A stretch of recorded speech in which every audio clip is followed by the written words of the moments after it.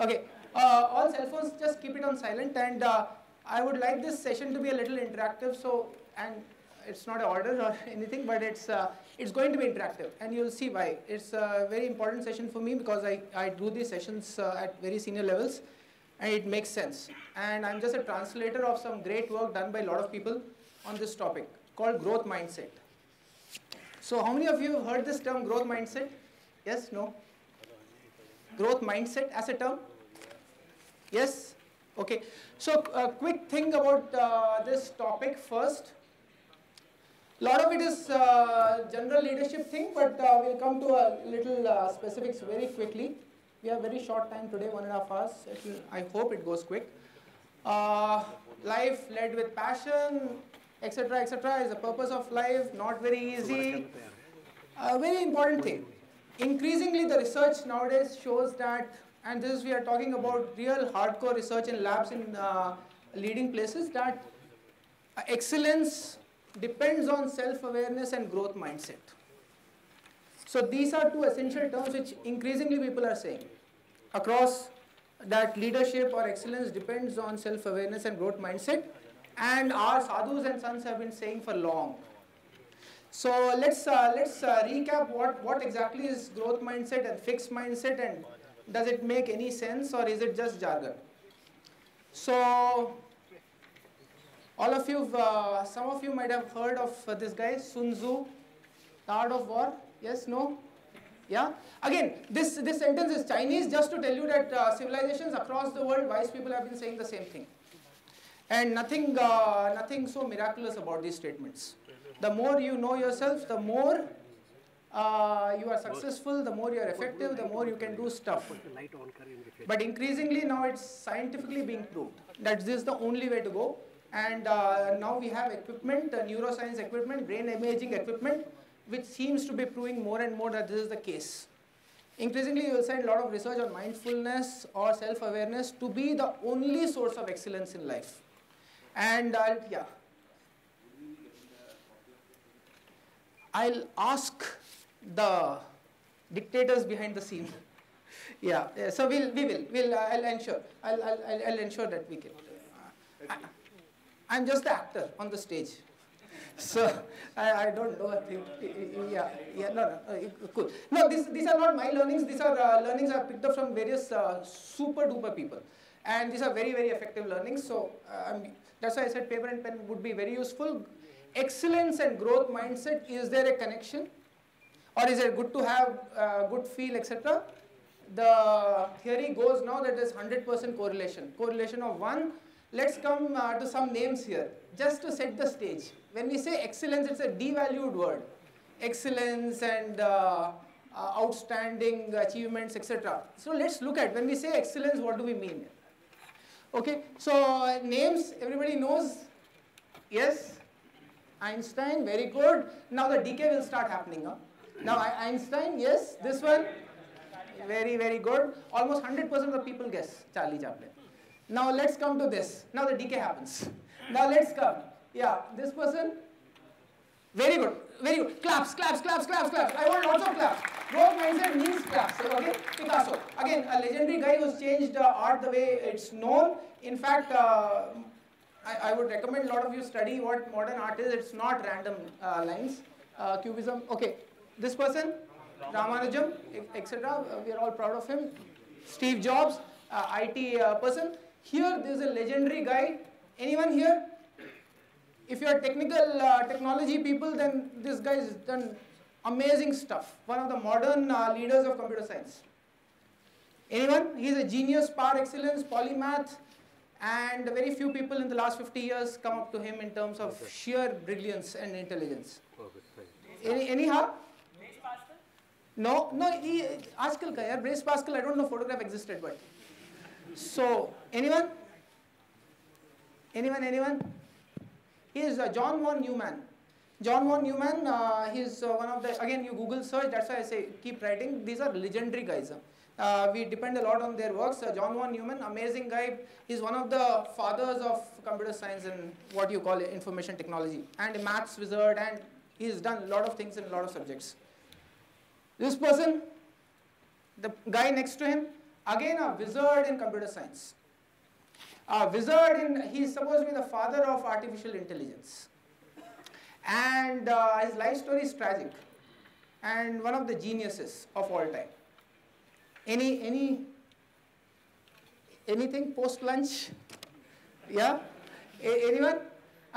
There's a test on his name to test whether something is artificial. Huh? Yes, claps for that lady here. Yeah, lady, girl, whatever. I want to be politically correct here. Huh? Okay, claps. Okay, Alan Turing test. Again, I would like you to go home and please write down what is a Turing test. As legitimate members of educated society, we should know all these here, especially in IT. We should know this, Alan Turing. These two guys, any idea? These two guys? The other two guys? Very good, very good. Again, claps for him. He is, one guy is Bill Hewlett, another guy is Dave Packard. Completely changed Silicon Valley. They are the ones, yeah? They are HP, the Hewlett Packard guys. They are the ones who changed the culture of how IT needs to run. And we are dependent on them for having started IT on a great culture. And you should see the HP way written in 60s. When they started the firm, when this firm had not yet opened in Silicon Valley, they had written down a charter as to how we would like to create a company. What kind of a company? Completely different. Completely different from the existing culture of how companies used to be run. So these are legendary guys. Okay, lady here? Yes? No? Huh? Helen Keller. Yes, Helen Keller, again, quick claps. Okay, we'll go faster. This person? This person, fast, fast, fast. There's a hint also behind him. Yes, Edison, again, light, etc., etc. This person, fast, fast. I thought it will be much faster. This person, here. Yes, no, yes, no. Again, he's a legend of IT here. Without him, I think he's the famous chairman of Intel, Andy Grove. And Andy Grove was the one who just ramped up Intel Inside, etc., etc. Everything we know about Intel is more or less because of him. Okay, this person, he changed magic as never before. Huh? Houdini changed magic as ever before. This lady? Huh? Madame Curie, the only person, male or female, who's won 2 Nobel Prizes in 2 sciences. Nobody has ever won for 2 sciences. Both physics and chemistry she is one. Outstanding lady, a child prodigy, etc. This person? Huh? Darwin. Here, let's get our fundas correct here. When was the first photograph clicked? Yeah, maybe you're right. Okay, this person, actually, we won't be sitting here. One of our most modern languages in computer science, everything we do coding, Dennis Ritchie. Dennis Ritchie is sad. They say that we'll forget Steve Jobs, but we will not forget him. His contribution to computer science has been far more than Steve Jobs, and both died in the same week. And nobody knows, very few outside the computer science industry know about him. And this is young Rabindranath Tagore. Yes, no? Yeah, okay. So why are these names important? Why are these names important? Only so because these guys have done something remarkable. They have showed excellence in their lives on a sustained period. Not just flash in the pan, but sustained period they've shown excellence. And have they shown, when you analyze now, retrofit it, when I analyze how did they think, what did they think, etc., all these great people, there seems to be some consistency the way they think.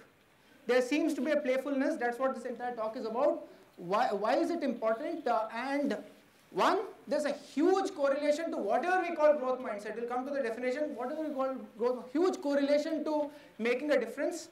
And making a difference has huge correlation to being what they call well-being and happiness. Huge, a correlation of 1. Nobody on this planet is happy if they feel that they're unimportant. Nobody on this planet. The more you increase the temperature of I am important in this world, the more happier you are. It's completely correlated in experiments, social experiments in the lab here. Okay, so let's come to Kurian. Let me first look at some Indian names here. Kurian. All of you have seen, maybe some of you have seen this ad on the traffic signal, Amul ad. Kurian died recently, yes, no? Everybody knows? Okay, Kurian, before in 70s and 80s, okay, in today's world, almost every commodity has supply price shake-ups here. The supply economics, supply crashing, etc. There's a price going up and down. Every commodity, right? Kabhi aloo, sometimes pyaz, sometimes rice, sometimes etc. In the last 30 years, have you ever heard about milk? Have you ever even heard? For example, this was 10 days back. 10 days back you saw this. Onion prices, this is Times of India. Onion prices go up and down, etc. There's a report which says that children in 80s and 90s and 70s used to hear about concept of milk shortage. In front of Delhi milk scheme, your parents or uncles, etc., if you are young, would keep some stones in front of the Delhi milk scheme booth so that in the morning they can quickly go and collect milk here. That's a fact. And sweet sellers would be given orders not to create milk-based sweets, etc. It was a fact. For the last 30 years, 20, 30 years, have you ever heard of this here? This is the kind of miracle which these people do here. This is the kind of problem, so I would like everybody to clap for him. Yeah, the government will not do it. Yeah? So this is completely growth mindset. And we'll come to it. Again, the definition of growth mindset, we'll come to it. Second person. Anyone knows this person? Sridharan. Again, Sridharan, for Delhiites, he is a very, very person close to heart. Why? Because all of you know this. Where this is? Yes or no? Yeah? Yeah, Connaught Place. For people outside, you will not know, but for the last 8 years, digging in a square, 1 kilometer has been happening here. I don't know what they do. In the morning they dig, in the evening they fill up, morning they dig. They must be doing something. Because for the last 8 years they've been digging. Yeah, finding some treasure and then closing it. Finding some treasure. So Sridharan's come, gone, created Delhi Metro and gone back here. Again, a claps for him. He will never get a Bharat Ratna. In this country, he will not get. We'll give it to various other people. We will not give it to him.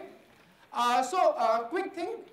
Heightened self-awareness and growth mindset is what these guys show. Again, I'll come back to the definition later. First, everybody has a questionnaire. Yeah. So what I would like to do is just take 20 seconds. Yeah, questionnaire. That questionnaire, just give it to him. 20 seconds. Just circle your answers here. It will not take more than 20 seconds. You done? Okay. Very interesting thing. Yeah. Yeah.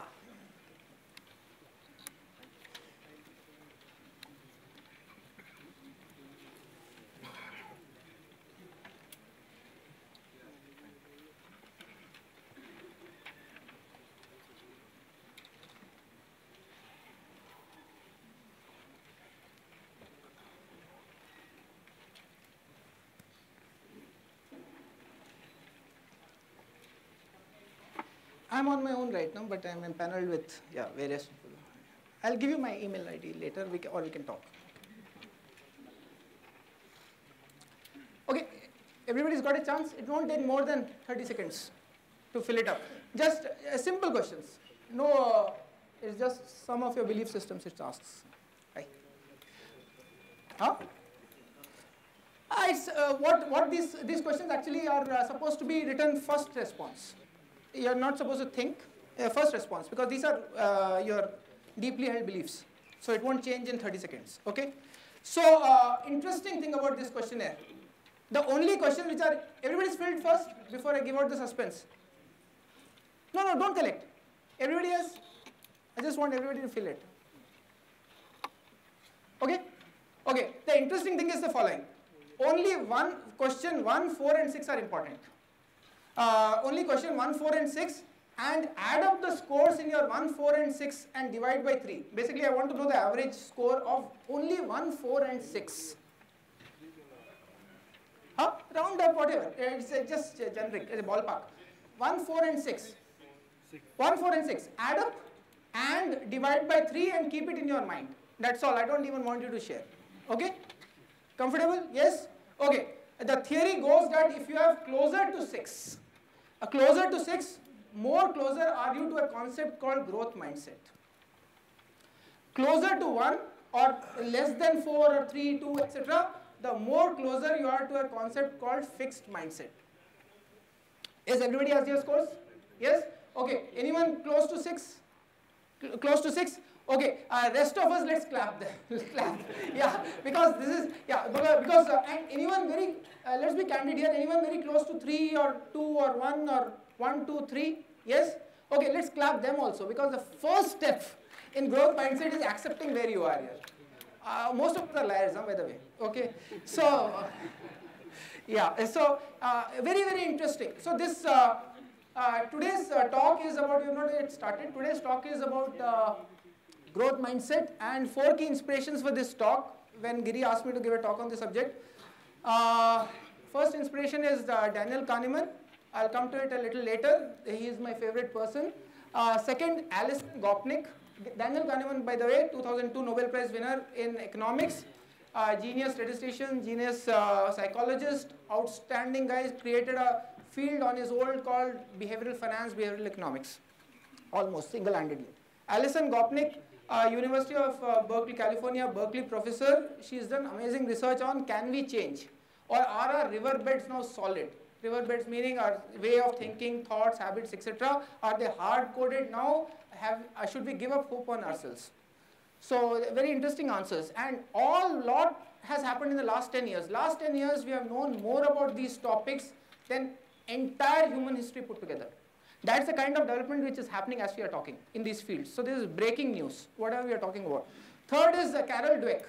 Carol Dweck is the star of the talk today. She is the one who's concocted this term called growth mindset. Leading companies, CEOs, leaders, NGOs, heads of NGOs, etc. Leading people go up to her to ask about this concept. Growth mindset, she's written a phenomenal book called Mindsets.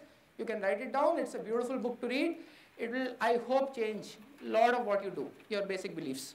Very, very interesting stuff she's done. And then mindsets. Growth mindset. Mindsets is the book she's written, out of the world. Then this person, again, one of my favorites, called Eric Kandel. He is Nobel Prize winner in 2000 in physiology or medicine. Out of the world, he's done amazing work on how our memory develops, how we learn. Learning means memory. For example, if you come inside the room, you did not know 2 plus 2 equal to 4, and you go out of the room, 2 plus 2 equal to 4 forever, something has happened in your brain. So how did that thing stay in your mind, etc., etc.? He's done phenomenal research on learning and memory, and outstanding guy. Again, if you want to go back home and do your homework, there's outstanding video series on something called Charlie Rose, 20 episodes out of the world. You will know from A to Z whatever is happening in neuroscience in today's world and how we can benefit from it. Okay, so everybody knows this symbol? Yin and yang. Yin and yang, yeah, black and white, dark and light, soft and hard, etc., etc., male, female, etc., the opposites. And very interesting, across civilizations, a lot of civilizations have created this on their own in some form or another. Some say this is a Chinese symbol, etc. The main point being it's very tightly knit to the concept of growth mindset, which is being studied in the labs in US today. And why so? Because one of the monks, again, a monk was asked, what makes a very effective life, which is the question which growth mindset also asks. What makes effective life, very efficient life, a life where we can make a change, make a difference, we feel important, etc., etc., because that's our well-being. We are only happy when we believe that we are important on this planet. Yeah.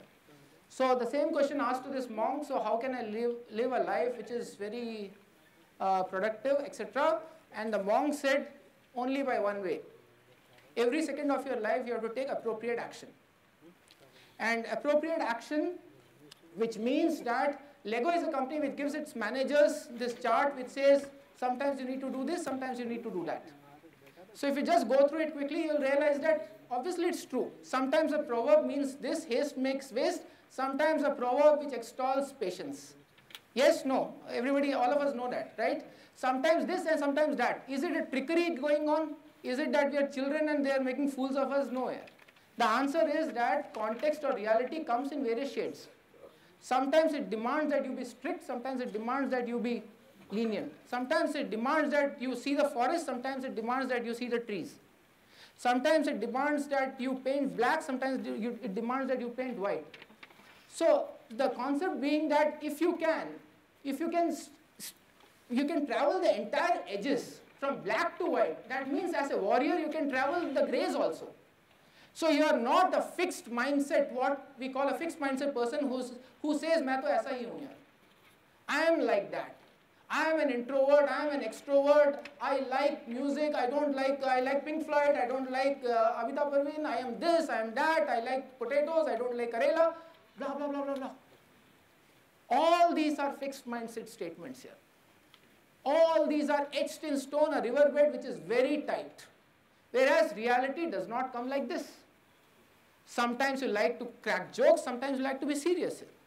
If you are a fixed mindset person, a guy with a very stern outside appearance but tender at heart, all that is crap here. All that is nothing but a fixed mindset persona, nothing else. So let's come to some of the things which people outstanding in growth mindsets do. And again, we have not come to the definition, what is a growth mindset, but we'll come to it maybe by the end of the talk. But what do people with growth mindset do? And when we say we have growth mindset or a fixed mindset, what does it mean? Okay, a quick exercise. All of you sit straight. Straight. Okay. Okay, straight. It helps digestion also, I presume. Okay, all of you sit straight. Okay, so what we'll do is a role play. So we'll do 3 or 4 role plays today.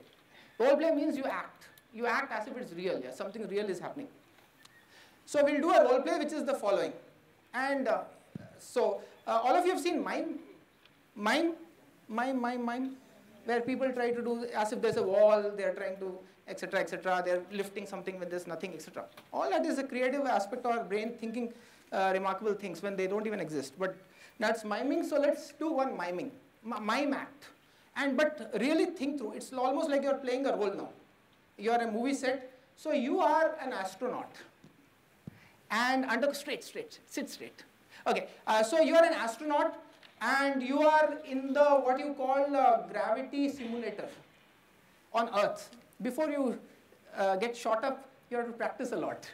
You have to practice all that. And so we will assume that you are going to be now simulated, some extra gravity or lower gravity will be whatever put on you, and you will experience that gravity.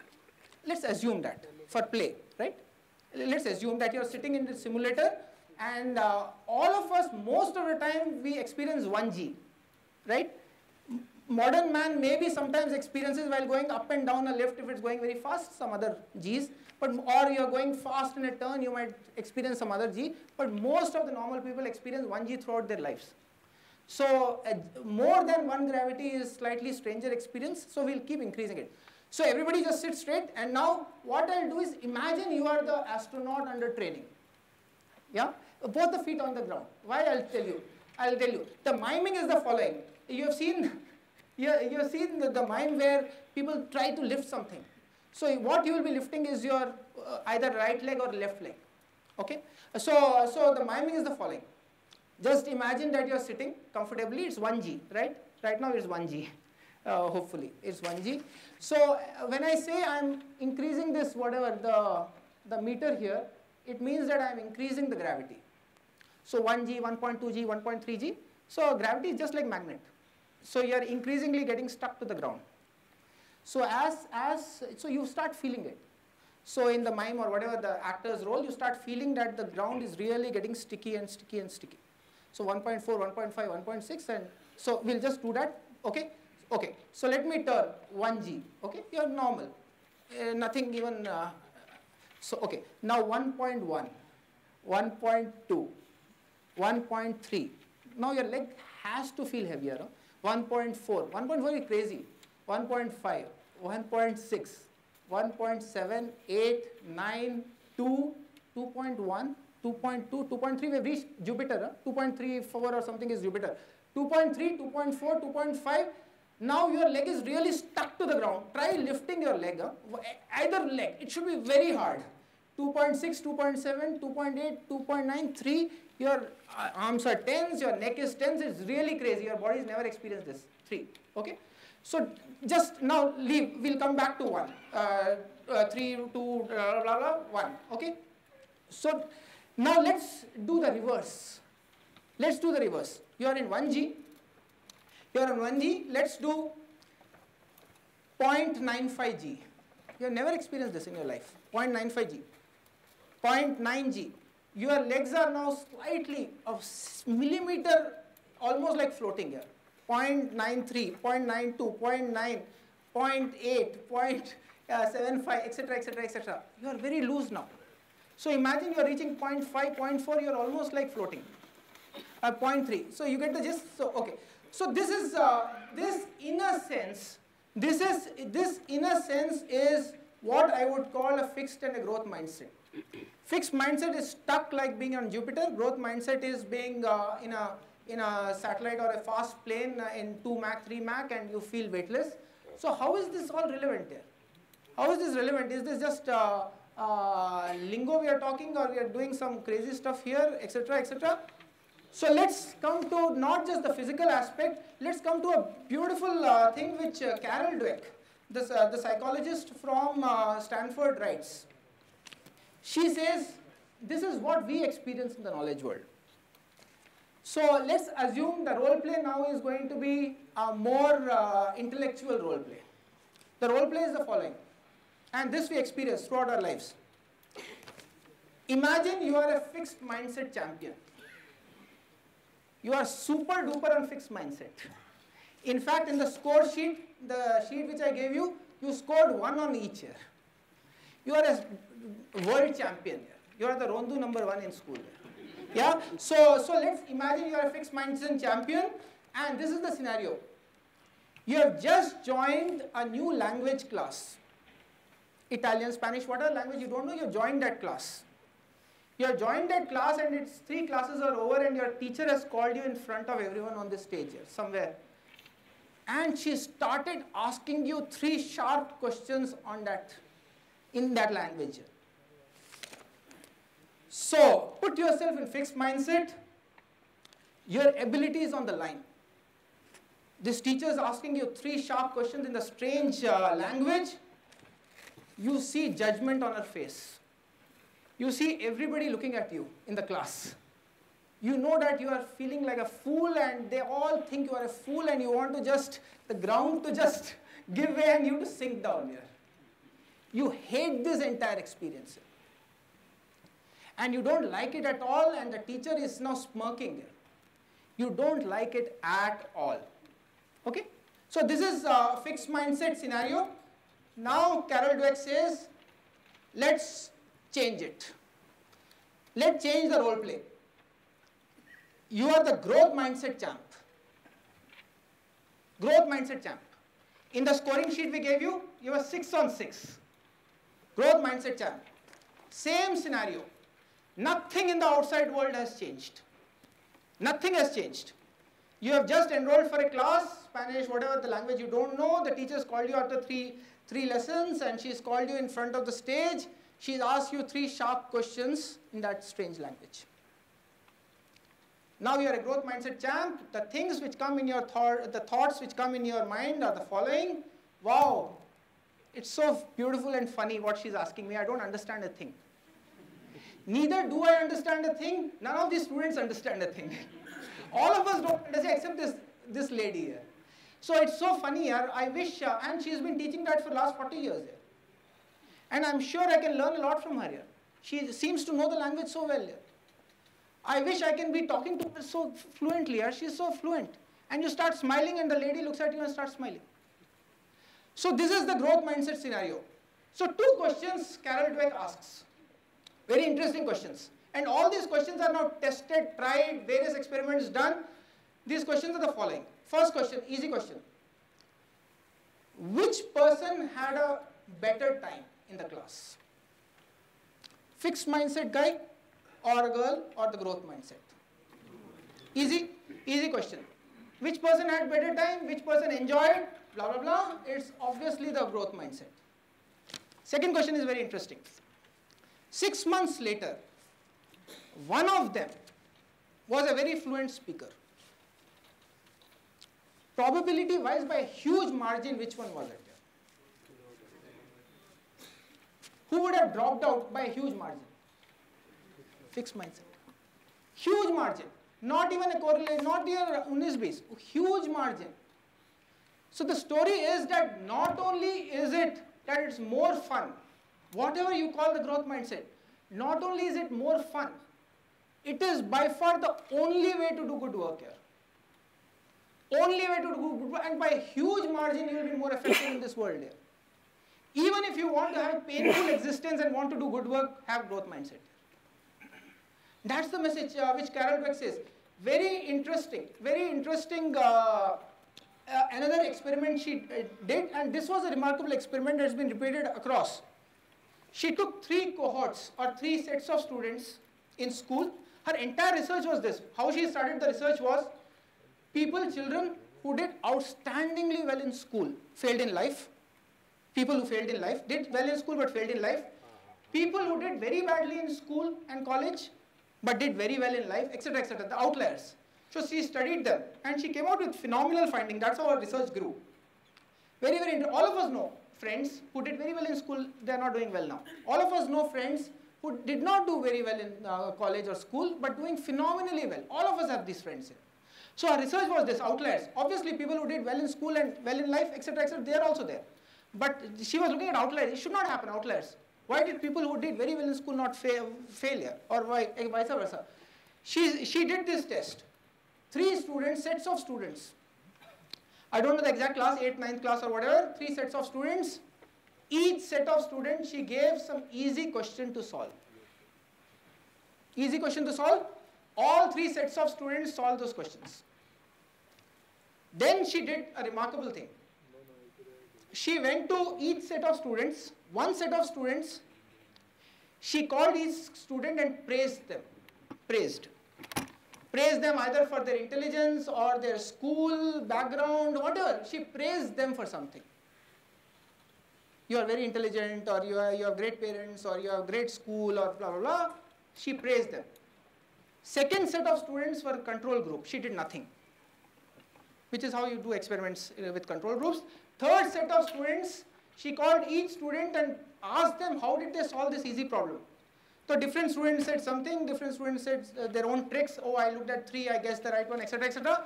She praised them for their process. For example, oh, that's a great way. Oh, you did not leave that question, very good, etc., etc. The process by which they arrived at the answer. Half an hour later, she gave each group of students a difficult question. Now is the interesting result. Which group of students did by far the best? By far, the third group. By far the best. The interesting was, which group did by far the worst? The first one, not the control group. Just one praise. Just one praise. She's saying just one praise. And you are killing their ability to solve difficult questions. Just one praise. So a lot of things are happening in the minds of these students. 1, ability to handle failure. 2, not wanting to look foolish in front of somebody who's already pronounced their judgment on them. 3, not wanting to disturb their reality now which they understand, etc., etc. Lot of psychological reasons. But just one praise. So she's saying, imagine what happens when you keep getting bombarded by fixed mindset concepts here. You're completely ruined for life here, if you don't adjust it with the growth mindset concepts here. So just one place, very, very remarkable. So this actually is a amazing stuff happening, research happening on this concept called what is it which creates our biases or habits, which clog our mind and lead to something called a fixed or a growth mindset here. So before we come to it, another nice exercise. I want a volunteer here. Anyone? Yes. Come. Any volunteer? Any volunteer? Yeah, come. Okay. Any volunteer? This is nice. Again, I've taken a guy I love, Mr. Bruce Lee. Okay, come. Okay. So this is how many of you have ever done martial arts? Yes. Great. So martial arts, there's a stance called the cat stance. Cat stance is the basic stance. It's like ABCD of martial arts. So cat stance is the following. So when I ask you, what I'll ask you is now to get up and do something very simple, nothing fancy. When I ask you, I'll ask him to keep his leg forward, one of the legs forward. Okay, in front, face me and keep the leg forward. Just keep your leg forward. Okay. The trick is the following. If he keeps the leg forward, if I hit the leg, it should sway. If I hit the leg, it should sway. For example, if I am keeping my leg, just hit me. So it's swaying. You can hit this direction, that direction, whichever direction. So it's swaying. It's not swaying before it hits me. It has to hit. Yeah. So as soon as it hits, it sways. And the principle is very simple. The principle is that if you both the legs are rooted to the ground, then if somebody hits you, you fall. Right? Yes or no? Both you fall. But if one of the legs is very light and somebody hits you, then what happens? You jump and go to the other leg. Right? So I don't fall. So that's the concept. So I want everybody to stand, pick out a partner and try this once. Just try it. Just stand. Doesn't matter. Where your growth mindset hat here. It should be very light, 1 millimeter in the air. That's all. Yeah.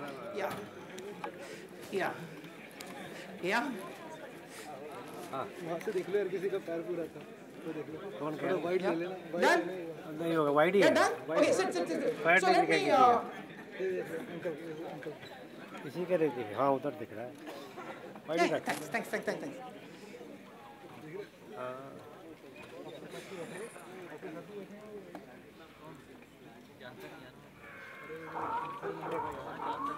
चलो Where is it? Okay, let me.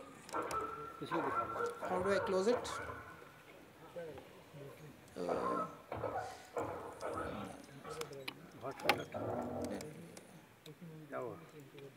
Okay, I'll just show you something which is very neat.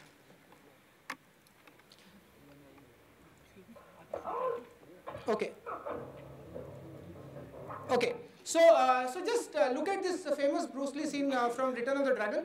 Just half a second and half a minute, and here they will actually show a cat just to spoon feed you. To show a cat, subliminally you look at cat. As a homework, next time you see a live cat on road, just observe the way it walks. You will know all about growth mindset in life. Just observe. But this is a beautiful sequence just for you to see what is excellence in any field. This can be attributed to computer science. This can be attributed to any field. Okay, let's.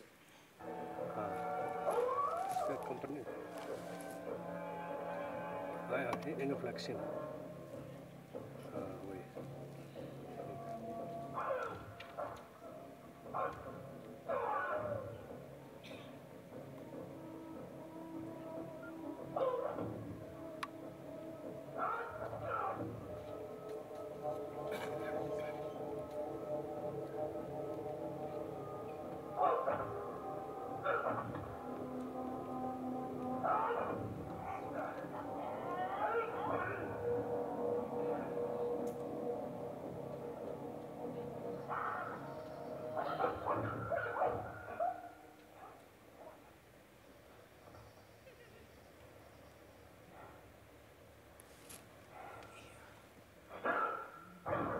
So this can go on and on, but you get the gist.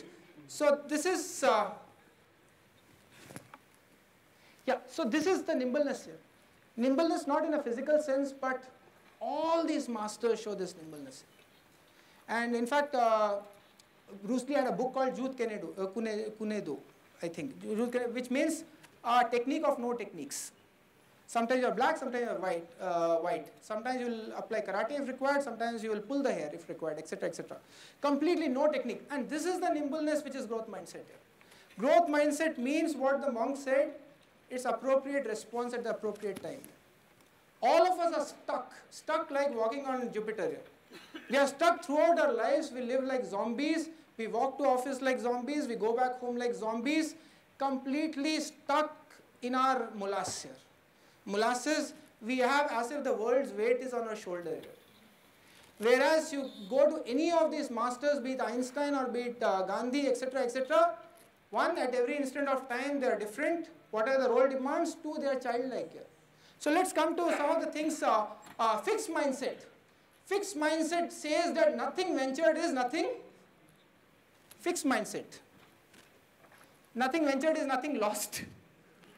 Nothing ventured is nothing lost here. हमारी car में scratch नहीं पड़ेगा. It's like the old car rally we have in Connaught Place.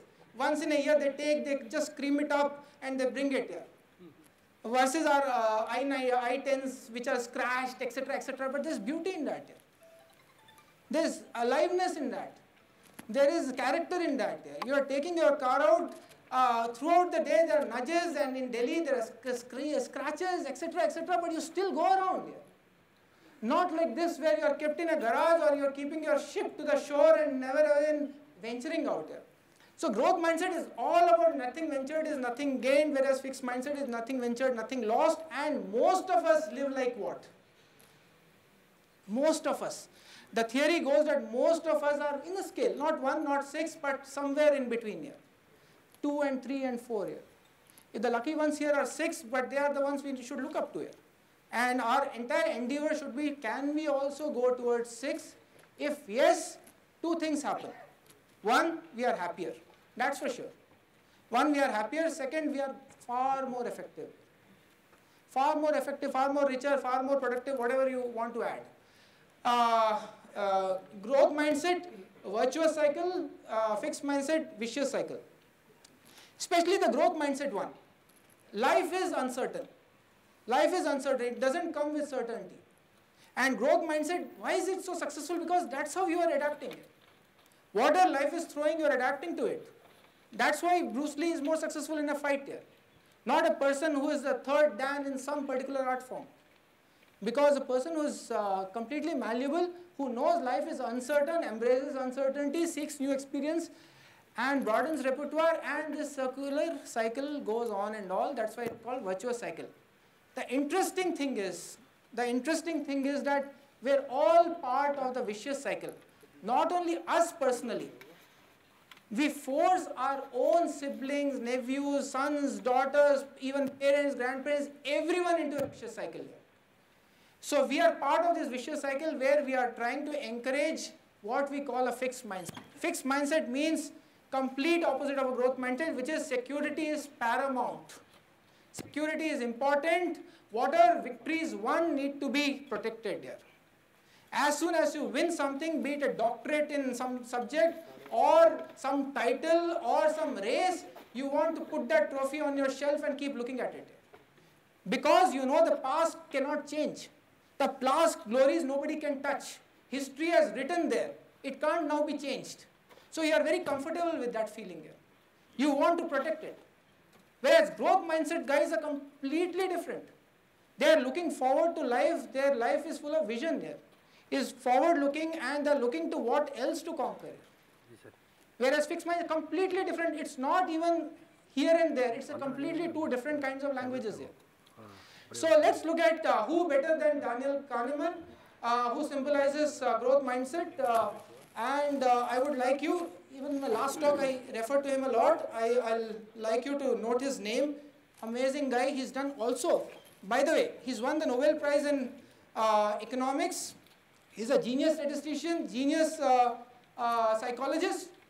But what's one area of research he does? A lot of work nowadays here on well-being. Happiness, complete correlation to why we exist. So a lot of work has been done by him on happiness and well-being, and he does a lot of work on something called System 1 and System 2 thinking.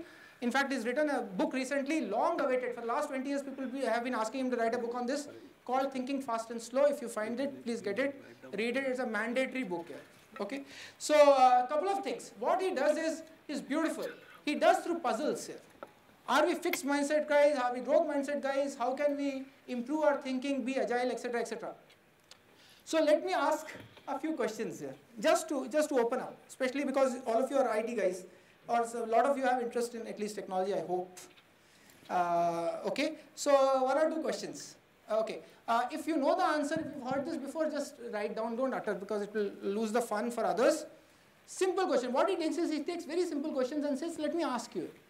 And these are good questions, nothing very fancy. Okay, question 1 is the following. Very simple. I go to office at 45 kilometers per hour. My dial shows 45 kilometers per hour. I go to office. Wear a Superman's dress and come back at infinite speed. I go to office. In my cupboard there is a Superman's dress. I wear it. I come back at infinite speed. What's the mathematical average speed that day for me?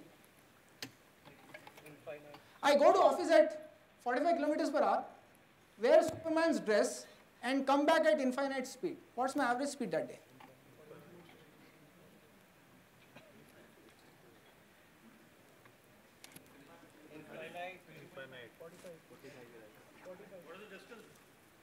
Okay, distance not required, but assume anything, you will get the answer. Not required, but assume a distance, you will get. Okay. Huh?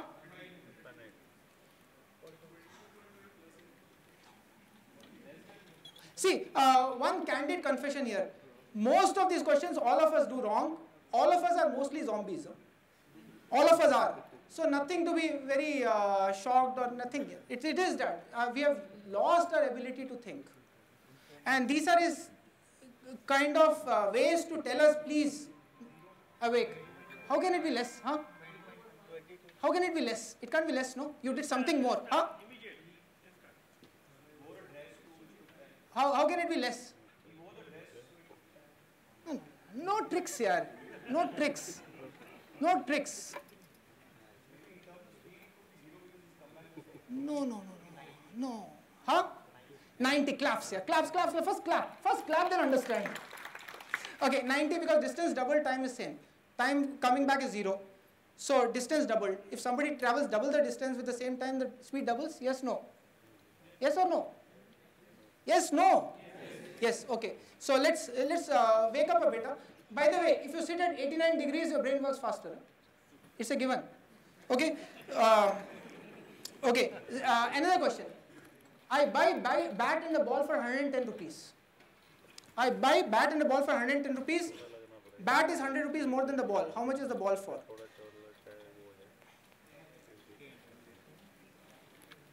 I buy, simple questions here. Huh? 5 again. Claps here. Yes, clap. Okay, it's 5. 105 and 5. Okay. So again, most of us will say 10. Most of us will say 10 because these questions are slightly trick questions. It makes sure that you realize that your brain thinks in a direct way, a fixed mindset way. It just goes khadak. As soon as I put the button on, you come out with an answer which is wrong. Okay, let's look at another one. Okay, especially for IT guys. This I concocted yesterday at night when sitting. Okay, what is 9 in base 9? How would you write? Yeah. No. What is, how would you write 9 in base 9? No? 9 in base 9? No? Very good. Claps here, claps. 9 in base 9, 8 in base 8, 7 in base 7, 2 in base 2, everything is 1 0. 1 0, it is 1 0. It is 1 0. 9 raised to power 1 into 1 plus 0 is 9. Okay? Yes, no? Yeah, it is. It is. Okay. Okay. Now let me ask. Okay, another question. 3 men paint 3 fences in 3 hours. 3 men paint 3 fences in 3 hours. 1 man, 1 fence in. Very good. Another question. I have a bucket. I have two independent taps, one hot and one cold. Okay, the hot water tap fills the bucket in 30 minutes. The cold water fills the bucket in 1 hour. What if I open both together? Yes, claps. Maybe it's hard, maybe not, but you've done it right now. Very good. 20 is good. Claps here. Claps meaning, okay, yeah, okay. Now I'm going to ask you staccato questions. Just write your answers. Don't utter, write your answers. Staccato questions. These are nice. I'll ask 1 to 10, quick. Okay. The phrase being on cloud 9, this is a cloud conference. So the phrase being on cloud 9 refers to a real nomenclature of a cloud type, yes or no? Okay. Second, a clerk at a butcher shop stands 5 feet 10 inches tall and wears size 13 sneakers. What does he weigh? Third question. A suggested 7-inch Nexus tablet will be approximately 70% in size of the existing 10-inch Nexus tablet. A suggested 7-inch Nexus tablet will be approximately 70% in size of the existing 10-inch Nexus tablet. Fourth, how much dirt is there in a hole that measures 2 feet by 3 feet by 4 feet? Okay. Fifth, in a lake there are lily pads. Every day the patch doubles in size. If it takes 48 days for the patch to cover the entire lake, how long would it take for patch to cover half the lake? Okay. Sixth, Anita was born on December 28th, yet her birthday always falls in summer. How is this possible? Okay. Seventh, in Bikaner, you cannot take a picture of a man with a wooden leg. Why not? In Bikaner, you cannot take a picture of a man with a wooden leg. Why not? Eighth, if you were running a race and you passed the person in second place, what place would you be in now? Okay, if you are running a race, you pass the person in second place, what place would you be in now? Ninth, which is correct to say the yolk of the egg is white or the yolk of the egg are white? Which is correct to say the yolk of the egg is white or yolk of the egg are white? 10th, a farmer has 5 haystacks in one field and 4 haystacks in another. How many haystacks would he have if he combined them all in one field? A farmer has 5 haystacks in one field and 4 haystacks in another. How many haystacks would he have if he combined them all in one field? Okay, answers. Okay, so first phrase Cloud9. Yes, no? Okay, the answer is yes. Clouds are divided into classes and each class is divided into 9 types. Cloud 9 is the cumulonimbus cloud that you often see building up in the sky in a hot summer afternoon. It may reach 30,000 to 40,000 feet, hence it is very, very high. Hence Cloud 9 actually means you are on top of the world. Okay, so the answer is yes. Okay, second, meat. The second is clerk at a butcher weighs meat. Weigh is a different word now. Third, a suggested 7-inch iPad, 10-inch. Huh? No, is it 7-inch Nexus tablet approximately 70% in size of the 10-inch? Yes or no? Yes. Yes.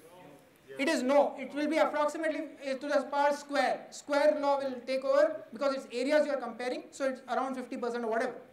It will be square. Okay? Got it? It will be square. It's not distance you are measuring when you are seeing screens. Fifth, how much dirt? No, no dirt in a hole. A hole has no dirt. Fifth, in a lake there are lily pads. 47 days. 48 minus 1. If you did that, that's okay. If it is 45, 44 days or 48, 47 days. Sixth, Anita born December 28th. Yes, southern hemisphere is right. Seventh, Bikaner, you cannot take a picture of a man with a wooden leg. You need a camera. Very good. You need a camera. Anywhere you can't take a picture of a man with a wooden leg, you need a camera to take a picture. Okay. Eighth, if you are running a race, if you pass the person in second place, you're still second. First is very far here. So you're still crossing the second guy. Which is correct to say? The yolk of the egg is white or yeah, neither. Both are wrong. 10th, farmer has 5 haystacks, one field, 4 haystacks in another. Yes, no. 1. 1 is the right answer because all combined is a one big haystack. Okay, anyone has more than 8, right? More than 8, right? 7, right? 7, 7, 7, 7, claps for him, claps for him. Yeah, claps for him. Okay. Not only should we encourage growth mindset, should we have growth mindset, but encourage it. Okay, intellectual lethargy, most of the time we don't think.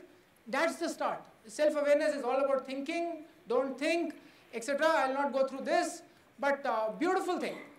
This again is a great book written by a professor in MIT. I'll read the first paragraph out. Where is the thickest jungle in the world? Amazon? Yeah, Amazon, South America, Brazil, etc. So this guy is writing about a thick jungle, and this Professor Song from MIT. The following is the, can everybody, yeah, listen, right? Okay, beautiful paragraph. It's a book called Connectome. It's a great book. Okay, no road, no trail can penetrate this forest. The long and delicate branches of its trees lie everywhere, choking space with their exuberant growth. No sunbeam can fly a path tortuous enough to navigate the narrow spaces between these entangled branches. All the trees of this dark forest grew from 100 billion seeds planted together, and all in one day every tree is destined to die.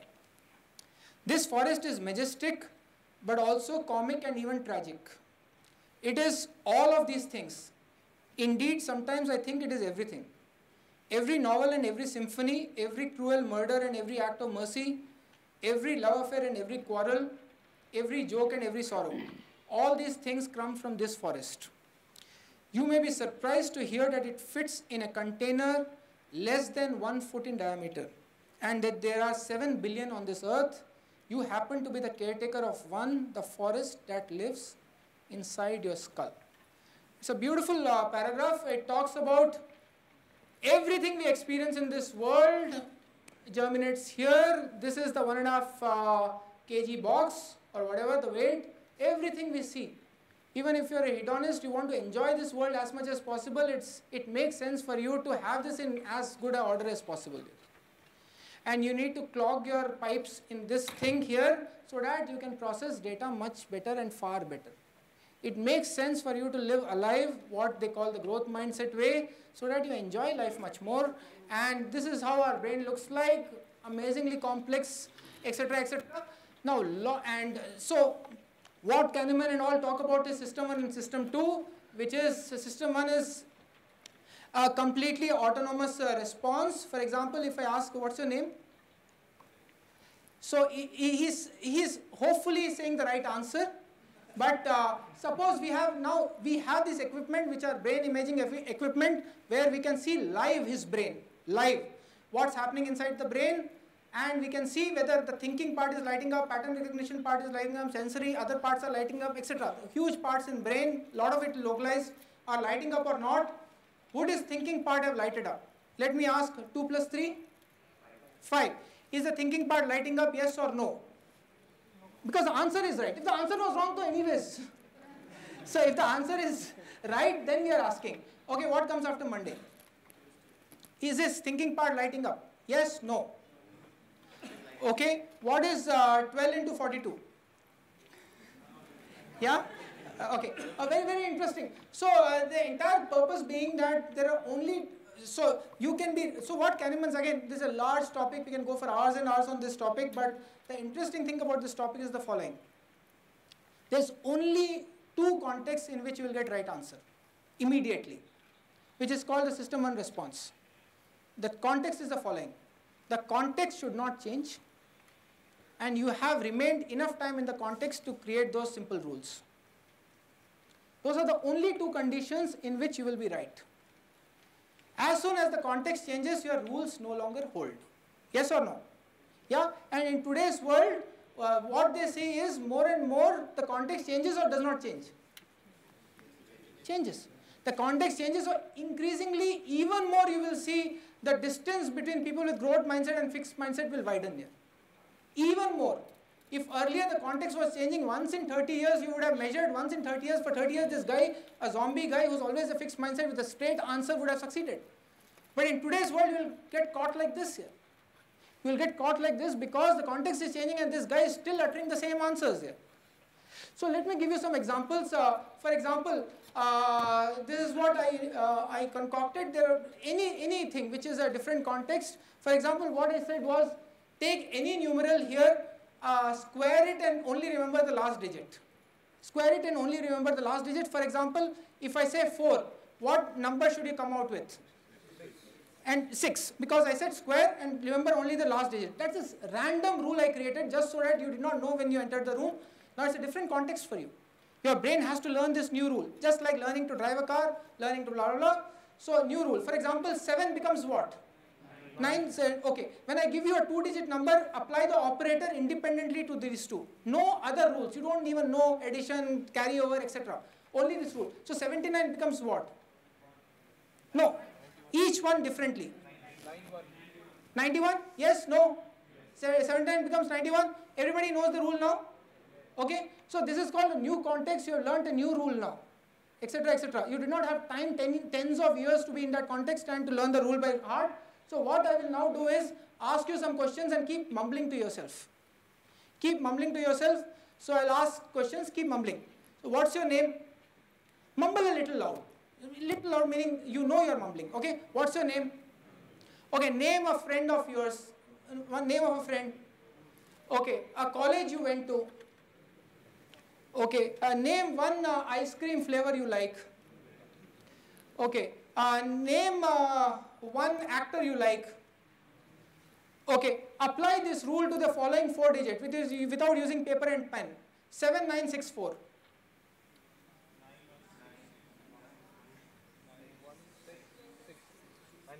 Okay, okay. So it's not that this was a question rocket science, but you could have done it, and most probably you were right.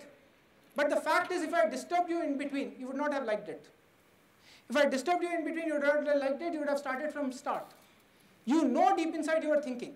It's like learning a car. If you were learning a car and I started switching on the FM radio or I patted you and said, "Ek joke batata hu," you would have felt very bad. Yes or no? And that's the same thing which is happening. You know when you are thinking. Most of the time we are not thinking. This is thinking. When CEOs of Fortune 100 companies are asked if this is thinking, when you deep inside know when you are thinking. If this is thinking, how much do you think in a month? The answer ranges from less than 1 hour here. Less than 1 hour in a month. This is the zombie way we live.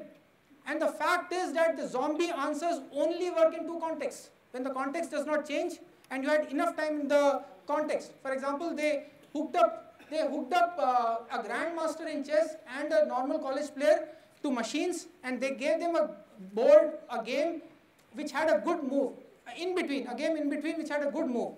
And both of them came with an answer. The grandmaster came with an answer immediately. The college student came after some time. Whose brain showed thinking?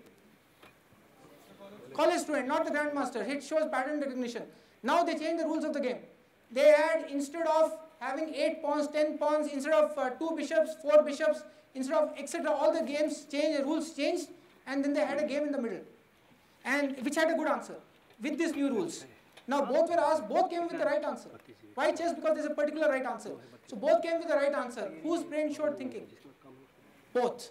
That's interesting to see. Both showed thinking. Because the rules have suddenly changed for the grandmaster also. So increasingly in our world, if the context is changing, the only way you can be effective is by being nimble like Bruce Lee.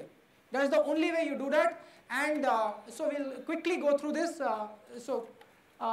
Mental shotgun is the system 1 response. System 1 is autonomic. As soon as I press a button, you blurb out an answer. Lots of times it's right because the context did not change. But one time in the park, if there's a hole, you will just fall into it. Because you thought that the rules were the same here. And that's what's happening. Whereas reflect and response is the growth mindset. Where every second you are entering into the world, reflecting and responding here. Your favorite uncle comes and shouts at you, you don't shout back here. You reflect and respond, etc., etc. All the wisdom you hear in the world is all reflect and response. It's not autonomic, robotic response where somebody presses a button and out comes an answer here. And increasingly you will be wrong if you have fixed mindset because the context is changing. If, for example, there is a favorite puzzle of neuroscientists, there is an image. If somebody is asked whether square A is darker or square B is darker, all of us will say square A. Guaranteed. And there's no trick here.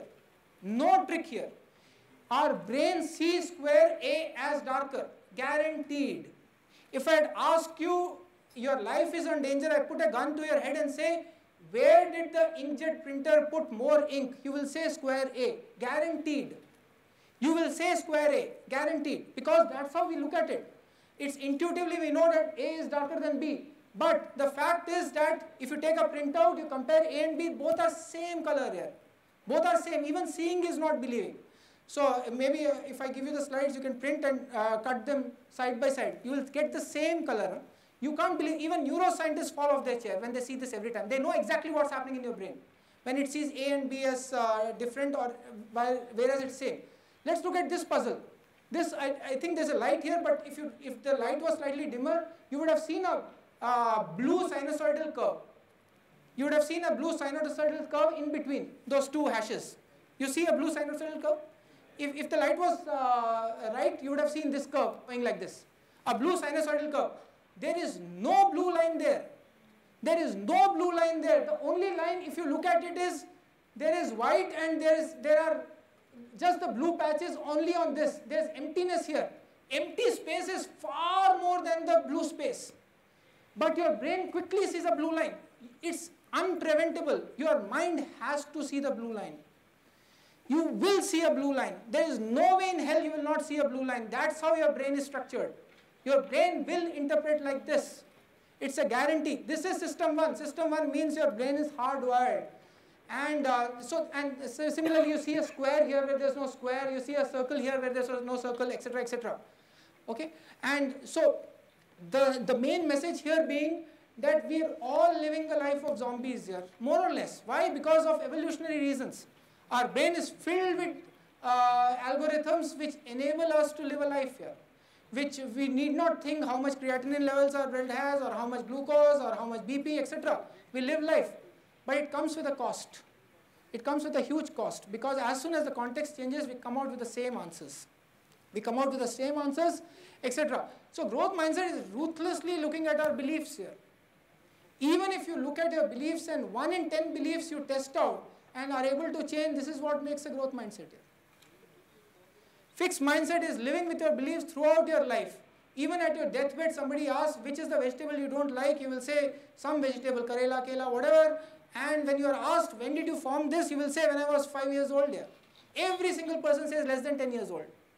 And when they are asked between age 10 to age 80, did you ever try it again? They will say no. And how did you get this excellent hatred for this vegetable? They have no clue here. Because they don't even remember that rule. They just know that the rule has gone deeper and deeper and deeper and deeper. That's all. That's what is a fixed mindset. Growth mindset is etc. So we'll come to that today. We don't have much time, but I would have loved to have some people sharing our thoughts, blah, blah, blah. Recap. Our brain is not geared for growth or fixed mindset. This is our life here. So we need to be sure where our brains are clogged and in our current context. If the world is coming out with some data which we need to navigate, how can we be nimble? That's where the growth mindset comes in. Can we increase our growth mindset quotient? The answer seems to be whom should we role model? That's it. 15? I'll take 15, 20 minutes, yeah. Okay, whom should we role model? This is where Alison Gopnik's work comes. Excellent work. Again, you can Google search her name. Outstanding research. 3 things children do. 1, mimicry. 2, scientific method. 3, creativity, etc., etc. I'll take a shortcut here. But first, across cultures, this question is asked. If this question is asked, an adult and a child went to a new city with new language. One of them in 6 months became a native speaker, almost a great native speaker. Who was it? An adult and a child went to a new city. Near them there was an ice skating rink. One of them in 6 months became an excellent skater. Who was it? An adult and a child went to a new city. Near them there was a music training institute. One of them became a good pianist. Who was it? If it was a child, what were the adults doing here? So some of the answers given is their support structure, support teams, or they pay fees, or they drive, etc., etc. But that's the sad part here. That's the sad part. When did our biggest learning take place here? Biggest learning. Now the research is true beyond doubt. Our biggest learning took place when we were from, say, 2 years or 3 years old till we were 10 years old. We will never repeat it. We will never repeat it. And some people who repeat it to some level becomes the Einsteins of the world. We do amazingly tough things in those periods. We learn to, for example, simple things which robotic engineers say. We learn to walk. A child learns to walk, and within a week, you can do these tests for any child who learns to walk. Which a child is walking from A to B. While it's walking, you give it a rose, it will hold the rose and keep walking. While it is walking, you give a small shake, it will balance itself and keep walking. While it's walking, you pour some water in front of it, it will navigate and keep walking. While it's walking, you decrease the light in one part of the room, it will go to the other part and keep walking. While it's walking, you keep some hurdle, it will cross the hurdle, will figure out can I cross the hurdle or not. If it can cross, it will cross like this, otherwise it will go past and walking. If you have taught the child to walk on carpet and keep it on, say, grass, it will walk. If you keep it on snow, it will walk. You keep it on stones, it will walk. It's a hugely robust way it's learned to walk. Hugely robust way. Similarly, language acquisition, hugely robust way. It's learned to learn languages, not 1, 2. How many of you know kids here who can learn languages much faster than parents? All of us do, right? All of us do. It can learn micro emotions here. How many of us know kids here? Sometimes we shout at them, they don't do a thing here. They'll continue doing their stuff. But sometimes we shout, they look back here. They know micro emotions like this. All this you have learned. All these are terribly difficult things here. Try doing that with AI, you can't. You can't. So extremely tough things. That's where Alison Gopnik says, what are kids doing? We did. In our childhood, this was 100 times more productive. 100 times more productive than we ever will learn ever in our lives here. Even when the incentives are huge beyond doubt. For example, if you learn like you learned in your childhood, all of you would be billionaires. Huh? All of you would be billionaires. So the impact is huge. Even then you can't learn. Even then you can't learn. And why is it so? So she says there are 3 things that children do so phenomenally well, which we used to do so phenomenally well, which we have lost the ability to do. Lost the ability to do. First is mimicry. She says any child mimics, whereas adults and childlike adults do. Einsteins and Gandhis of the world do, but we can't. We don't like mimicry at all. Why should I mimic the other person, etc. A child doesn't care whether it's trying to mimic from its elder brother. The second child usually learns faster, especially if the age difference is not too huge. Why? Because child mimics from its elder brother, elder sister, a vegetable seller, a aunt, uncle, ayah, chaprasi, driver, whoever. Adults want to learn from the best. I want to go to a gym only when a great gym opens, etc., etc. Child will learn from anywhere. They suck up knowledge like nobody's business. This is what I want to highlight today before in the next 10-15 minutes is the scientific method. The biggest explosion in learning in the last 400 years took place in year 1600 or so. One scientist started this revolution. Who was it? Galileo. Galileo started this revolution, and what did Galileo do which was so different from other scientists here? Before him there were great scientists, after him there have been great scientists, etc. What did Galileo do? Question believe a lot of scientists do. Any other? Anyone? Experimentation. Galileo was the first person who started experimentation. Imagine before Galileo, the entire science used to be that it was called natural philosophy. You would go to the nature and wait for nature to give data. Then you will study it well. If you have to study comets, you will wait for 1,000 years, 80 years, whatever the comet comes back. If you want to study the stone falling, you will go to the mountain and watch a stone fall. If you want to study how the ray reflects from the water, you will go to a lake and see the reflection, etc., etc. You will go where nature is giving data. Galileo was the first person who said, can I simplify nature in my backyard and start doing it in a simplified way? He was the first person, one of the first people who did that. He did amazing experiments in pendulum, he did experiments on inclined planes, he did experiments on the first modern telescope, on temperature, thermometer, etc. He was among the first person to do all of these. Amazingly, what he did was, not only do you not need to wait for a rock to fall in once a year, you can make the rock fall 10,000 times in your backyard. Not only in your backyard, every person who can be a scientist or wanted to be a scientist can drop their rocks here. So after that, science only had to make their experiments better and better. We have reached a stage today where we can change the wings of a plane within an hour here, in simulations, within an hour.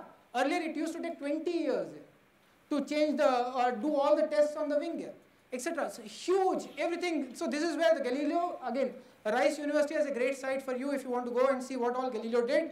Amazing experiments, but Galileo did millions of things. These are polymaths of that era. Complete growth mindset. In fact, after Galileo, 16 of the top scientists, some 10 or whatever, top scientists came and created this society, a normal club. Imagine at a time when the church was powerful, the king was powerful, you could have been beheaded for not listening to them. This is what they said that time. Take nobody's word for it. Take nobody's word for it. Favoring observation over our beliefs. It's huge leap. They were willing to give their lives for it. And a lot of people gave their lives for it. And this is what is called scientific way of thinking. Children are very good at it. Adults are very bad at it. Children are completely growth mindset.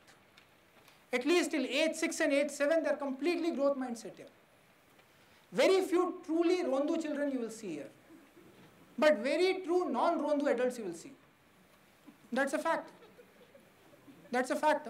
Because that's complete blocking the growth mindset. Adults prove their hypothesis. Children test their hypothesis. That's the difference. That's the entire difference between the scientific way of thinking and what's called a growth mindset here. And a child is a scientist, etc., etc. Thomas Edison is not joking here. He really believed it. He really believed it. Failure isn't a bug. It is a feature of learning. This is actual slide, actual photograph of a pole vaulter who is just failed in his pole vault attempt in London. 2012 Olympics, just to highlight the fact that how can you ever be better in your life, in anything?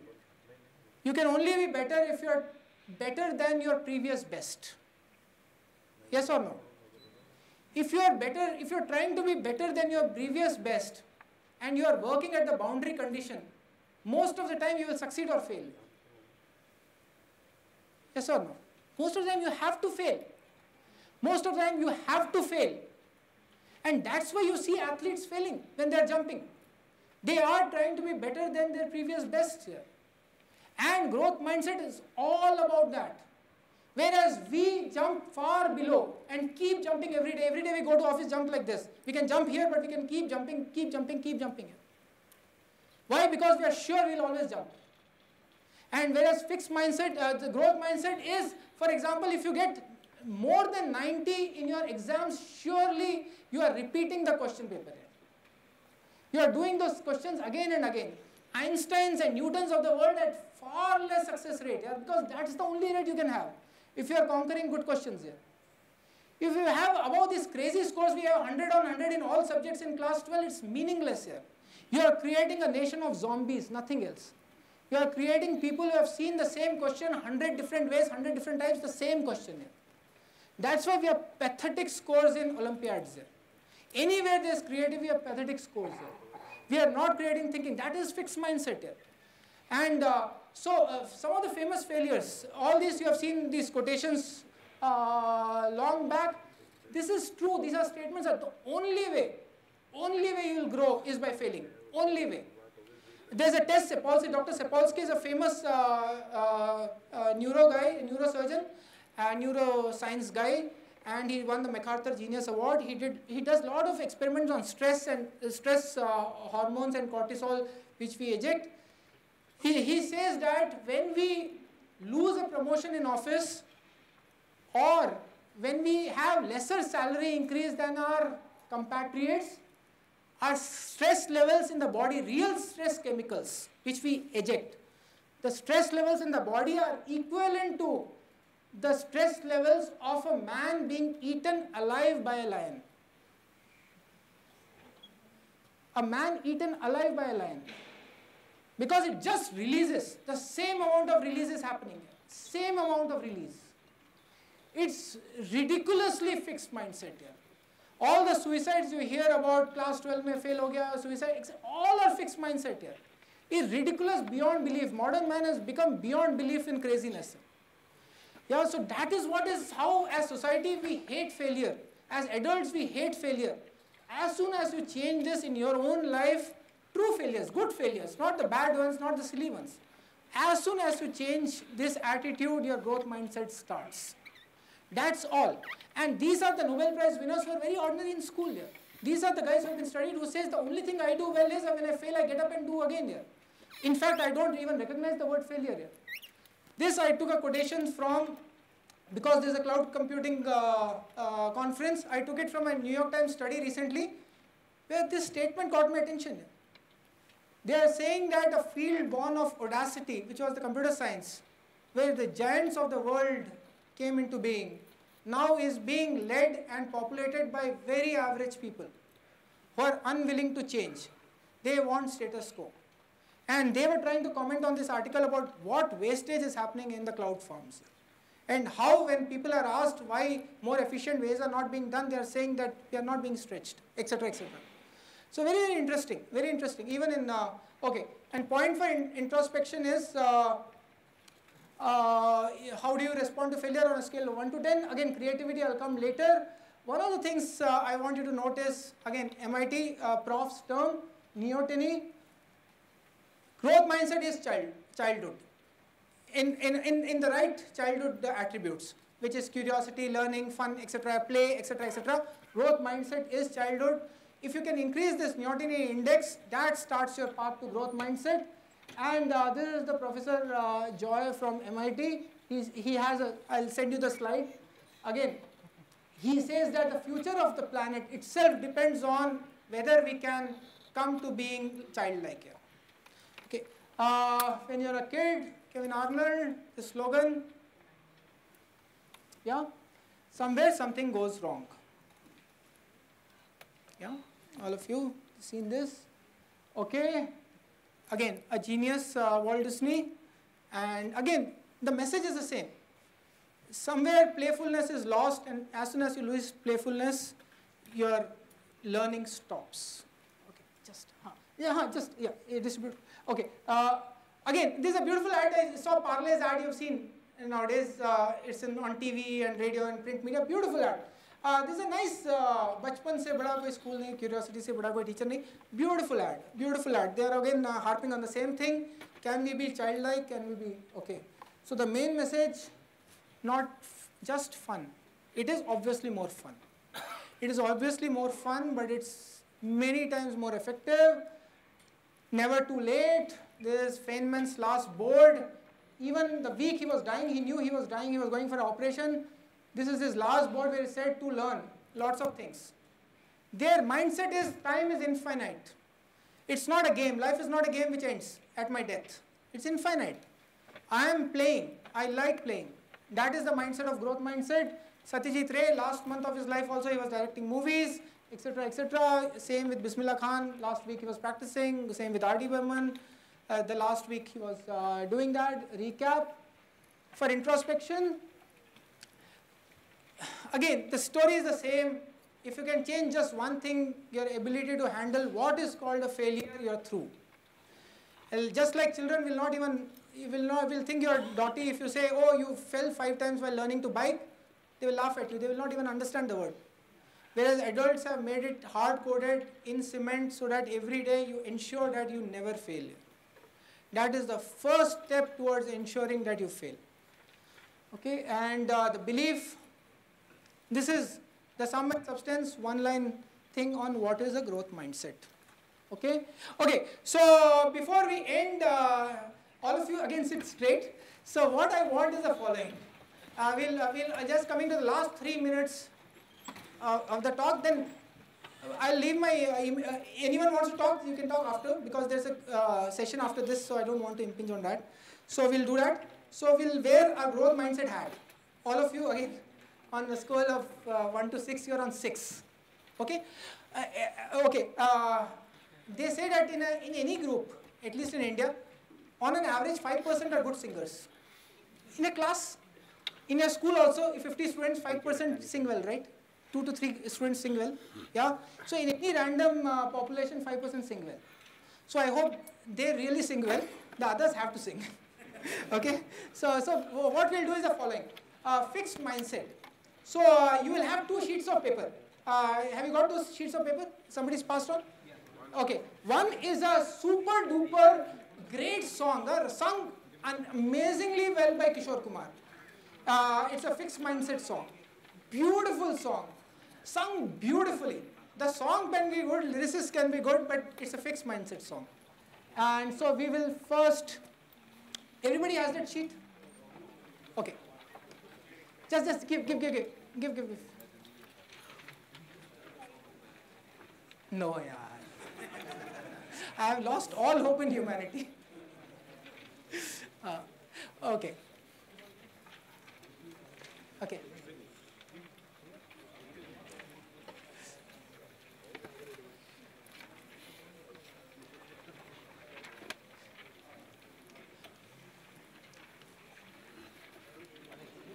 There must be 2 songs, 2 sheets, but they will come. Okay, which one is that song? No, I want the fixed mindset song. Fast, let's distribute. Okay, before that, while people are getting those songs, a quick mic check here. Okay, a quick mic check. Okay, all of you, first step in growth mindset is not being self-conscious. First step is not being self-conscious. If you think I am a great singer, it's okay. Okay, first step. Okay, so what we'll do is first test our vocal cords. Okay, test our vocal cords. So we'll test. Okay, okay. So first we'll do the hum test. Hum test means we'll all hum. Okay, so when I say 1, 2, 3, hum, you please hum. Okay, and hum. Okay. Okay, 1, 2, 3 and start humming.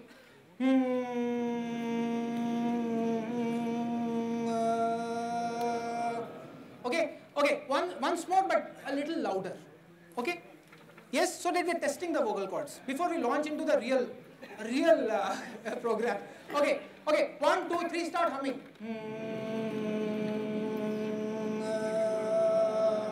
Okay, so what I'll do is the fixed mindset song will only play one paragraph because that's not my focus here. To make you fixed mindset champs. So let's the other one. Okay, so just sing along. It's a karaoke, group karaoke. Sing along with this, sung very well by Kishore Kumar, by the way. Okay, and sing as loudly as possible.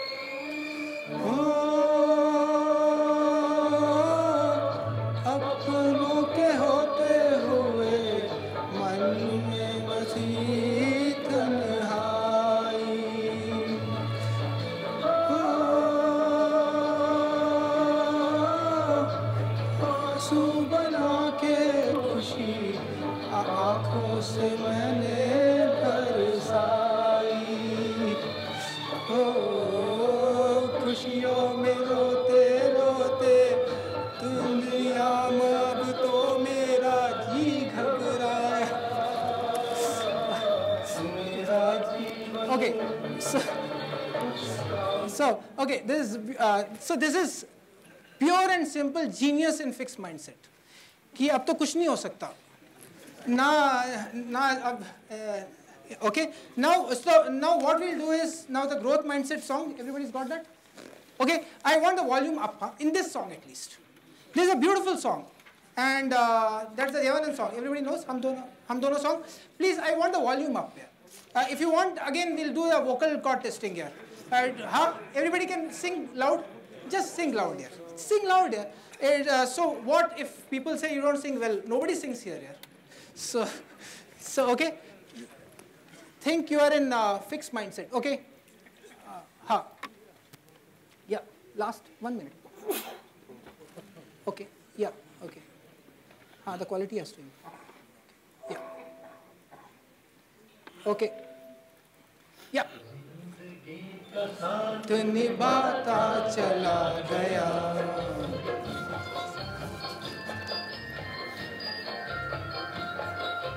फिक्र को धुएं में उड़ाता चला गया, फिक्र को धुएं में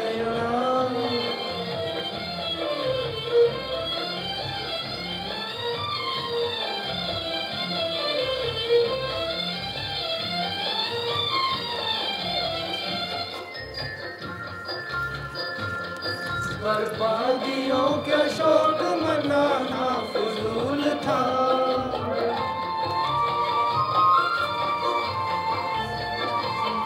बर्बादियों का शौक मनाना फजूल था, मनाना फजूल था, मनाना फजूल था। बर्बादियों का जश्न मनाता चला गया, बर्बादियों का जश्न मनाता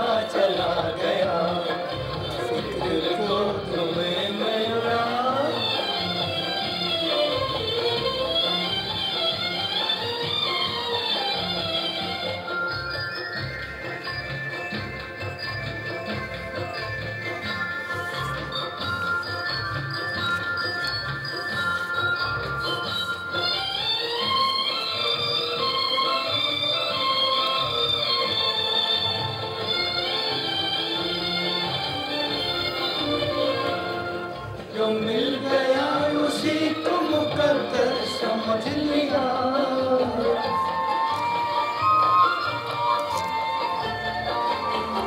जो मिल गया उसी को मुकद्दर समझ लिया मुकद्दर समझ लिया मुकद्दर समझ लिया जो खो गया मैं उसको भुलाता चला गया जो खो गया मैं उसको भुलाता चला गया हर फिक्र को धोए मैं उड़ा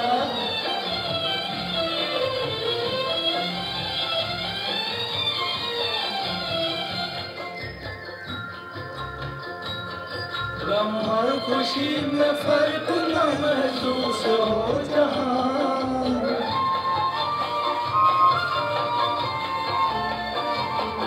गम और खुशी में फर्क न महसूस हो जहाँ न महसूस हो जहाँ न महसूस हो जहाँ मंजिल को उस मकाम पे लाता चला गया मंजिल को उस मकाम पे लाता चला गया जिंदगी का साथ निभाता चला गया दिल को तुम्हें मैं उड़ाता चला गया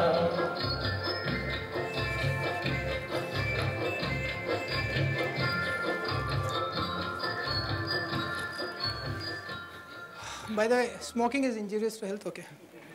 Okay. As tech force, last 1 minute, there's a great way to check, is my switch on? Again, it's binary now, 0, 1, not 1 to 6. You have to deeply introspect, do you have growth mindset, yes or no? At least to yourself, you should not cheat. Be conservative, it's better, because the first path is self-awareness. Find that spark. The path is not chasing what others do, but finding your own spark and getting your switch on. Okay, and if the switch on, magic happens. And even in IT, we see magic happening all the time.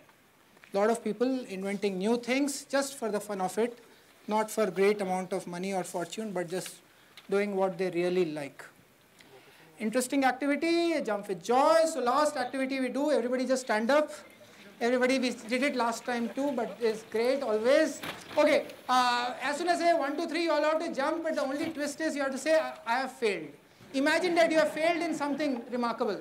You have failed a right failure. Either the system crashed, you tried something new, etc., etc. It's just, I have failed. You just have to jump, I have failed. The theory going that slowly you are changing your riverbed of mind and you are trying to say that failure is not all that bad. Okay, as soon as I 1, 2, 3, just jump and say, I have failed. Try to be have as much joy in saying that I have failed. Okay, 1, 2, 3. Thank you. Thanks.